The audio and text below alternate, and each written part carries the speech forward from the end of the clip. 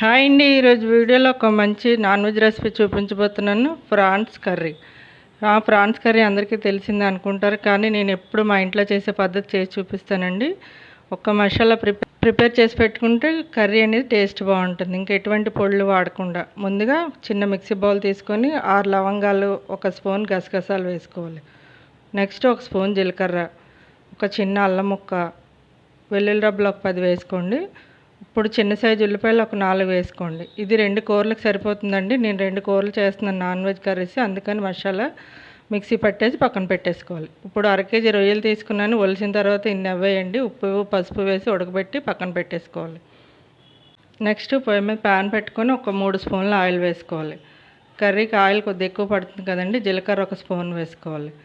ఇప్పుడు 4 medium size ఉల్లిపాయలు తీసుకొని మిక్సీ పట్టేసానండి. పచ్చగా మిక్సీ పట్టానమాట. ఉల్లిపాయలు కోసే టైం లేదనుకోండి, ఇలా ఉల్లిపాయలు పచ్చగా మిక్సీ పట్టేసుకొని ఇలా వేయించేసుకుంటే కర్రీ అనేది టేస్ట్ బాగుంటుంది. ఇప్పుడు ఉల్లిపాయ వేగిన తర్వాత ఒక 4 పచ్చిమిర్చి ముందుగా మసాలా రెడీ చేసుకున్నాం కదా, 1 స్పూన్ వేసుకున్నాను. నెక్స్ట్ కొద్దిగా కరివేపాకు వేసి బాగా వేగనివ్వాలి. వేగిన తర్వాత అప్పుడు రొయ్యలు వేసుకుందామండి. మసాలా వేగితేనే మనకి రొయ్యలు అనేవి కర్రీ అనేది టేస్ట్ బాగుంటుంది అనమాట. ఇప్పుడు రొయ్యలు వేసేసుకోవాలి. ఈ కర్రీలో నేను టమాటో అనేది వేయనండి. మా ఇంట్లో టమాటో వేస్తే ఇష్టపడరు. ఒకవేళ మీకు టమాటో వేసుకోవాలనిపిస్తే చిన్న సైజు టమాటాలు 2 వేసుకోండి. ఇప్పుడు రుచికి సరిపడా ఉప్పు వేసుకోవాలి. నెక్స్ట్ 1/2 టీ స్పూన్ పసుపు వేసుకోవాలి. ఇప్పుడు 1 స్పూన్ కారం వేసుకోవాలండి. ఇది రొయ్యల కర్రీ కదా, స్పైసీగా ఉంటేనే బాగుంటుంది. ఒకవేళ మీకు ఇంకా రుచికి సరిపడగా కారం మీరు నచ్చినట్టు వేసుకోవచ్చు అనమాట.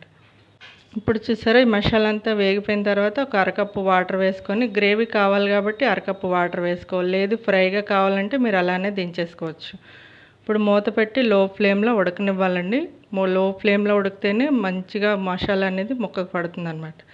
ఇందులో ఎటువంటి జీలకర్ర కానీ ధనియాల పొడి కానీ ఏమీ వేయవసరం లేదండి. ఒక్క మసాలా చేసి పెట్టుకుంటే ఇన్ని కర్రీస్ అయినా రెడీ చేసుకోవచ్చు.